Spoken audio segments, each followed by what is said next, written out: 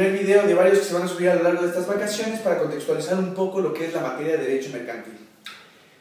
Hemos visto diferentes tipos de sociedades que existen obviamente dentro del mercado. Nos faltaron ver 3 sociedades mercantiles, en particular la sociedad anónima, sociedad por comandita por acciones y sociedad cooperativa.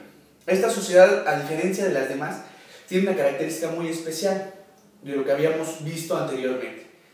La sociedad anónima se compone de varios socios, pero este va a actuar como una masa. Se dice que es sociedad anónima porque no se sabe de los integrantes de la sociedad, pero obviamente van a contribuir al pago de sus acciones. Entonces aquí vamos a actuar técnicamente como una masa. Entonces aquí el accionista no es independiente, sino depende de todos los accionistas. Es una sociedad anónima porque entra en mezcolanza.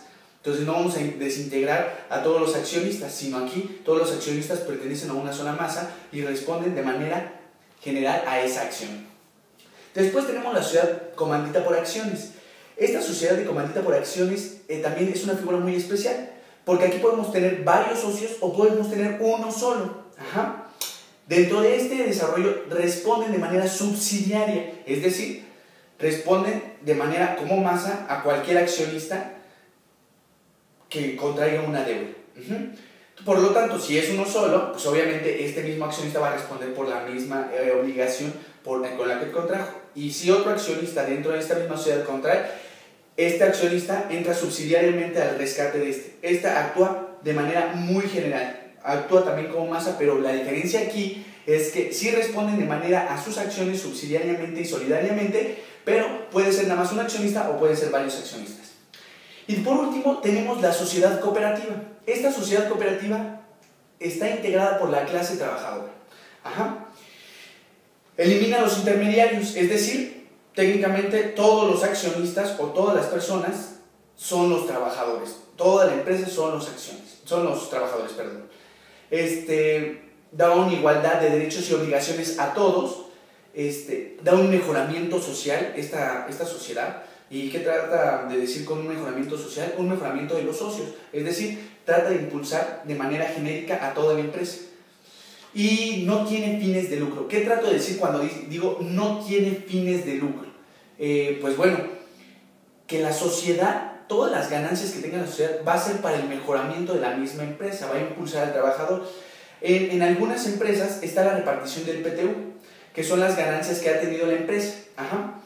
Aquí, en general, cuando hay una repartición se da en un porcentaje a las empresas, ¿no? Entonces se reparte a todos los trabajadores. Aquí las ganancias van a ser equitativas para todos. Entonces es una manera de trabajar en conjunto, porque obviamente si no trabaja uno tenemos menos ganancias. Y esa misma persona va a tener menos ganancias dentro de esa sociedad. Bueno, para cerrar ya nada más esta presentación, quiero que queden claros 2 puntos, que es primero la ley de propiedad industrial y la ley de derechos de autor. En dos artículos bien indispensables, la ley de propiedad industrial. La primera es en el artículo 16 de la ley de propiedad industrial, repito, artículo 16 de la ley de propiedad industrial. ¿Por qué? Porque en ese artículo dice las circunstancias que no se pueden poner como propiedad industrial o que no se pueden regenerar, que no se pueden hacer como una propiedad industrial, que son las razas de animales, los materiales biológicos que no se pueden patentar como tal, el cuerpo humano, los vegetales. Estos en particular no se pueden patentar, son productos que no se pueden patentar.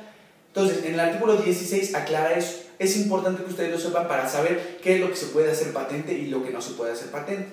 Entonces, y en el artículo 19 de la misma ley, dice particularmente, no se consideran como tal, o sea, un proceso que pueda yo patentar, por ejemplo, los procesos mentales, los principios científicos, los procesos mentales, es bien importante, un proceso mental. Por ejemplo, 2 más 2, yo tengo mi proceso mental, 1 más 2, sé que es 1 y 1, ¿no? Tenemos 1 y 1 ahí, más 2 es 1 y 1. Entonces mi proceso mental dice que 1 y 1 son 2, 1 y 1 son 2, sumándolos son 4, entonces yo divido. Ese proceso mental que yo estoy realizando ahorita no se puede patentar. Entonces todos los procesos mentales científicos no se pueden patentar como tal. Ajá. Tampoco las presentaciones de cierta información. O sea, entonces algunos comerciales no se pueden patentar. Supongamos, tengo una cámara y hago un movimiento especial yo para la cámara. Es una presentación de información. Entonces, como yo estoy presentando información, no se puede patentar. Y algo bien importante, las creaciones literarias, ajá, y artísticas, esas tampoco se pueden patentar. Es bien importante que sepan eso. En esa ley, el artículo 16, artículo 19. Pero vamos a hacer un comparativo con otra ley, y la ley es la Ley Federal de Derechos de Autor.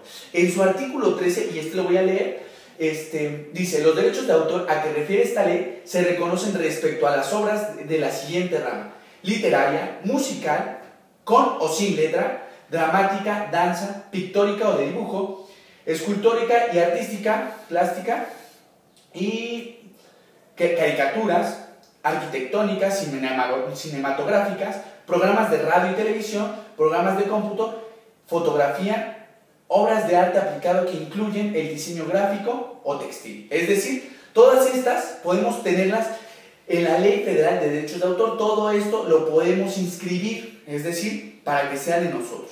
Entonces, les estoy diciendo qué es lo que se puede patentar para que ustedes tengan dentro de la ley y que sepan. Bueno, esto es un proceso. ¿Cómo lo puedo patentar? Bueno, si pertenece a cierta rama, o pertenece a un proceso mental, o pertenece a cierta característica, lo puedo patentar o no lo puedo patentar. Ajá. Y que aprendan a distinguir con las circunstancias que marca la ley en su artículo 13 en la Ley Federal de Derechos de Autor. ¿Qué es lo que sí puedo obtener como protección a derechos de autor? Ajá. Es muy importante que sepan eso. Ahora, en el artículo 17, me parece, sí, en el artículo 17 del Código Federal de Derechos de Autor, manifiesta: si yo tengo una circunstancia que quiero inscribir en los derechos de autor, ¿cómo yo voy a saber que esa obra está inscrita en los derechos de autor? ¿Cómo yo voy a saber que esa frase está inscrita en los derechos de autor?